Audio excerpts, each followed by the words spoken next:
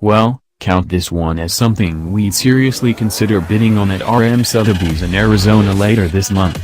Amidst all the fancy, extremely high-dollar sports cars is this tastefully modified 1977 International Scout II Traveler.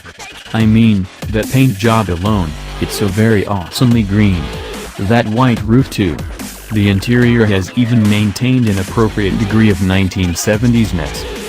But beyond the visuals, you'll spot all the work that went on under the skin to make this Scout a serious, modern off-roader.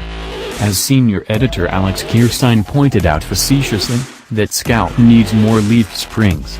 It also has a 6.0-liter GM V8 crate motor, likely the Vortec L96, good for at least 360 horsepower and 380 pound-feet of torque.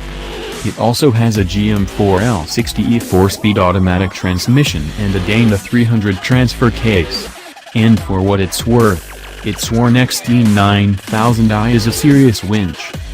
This Scout II will be offered without reserve and is expected to go for between $70,000 and $90,000 when it rolls across the stage at the Arizona Biltmore January 18 or 19.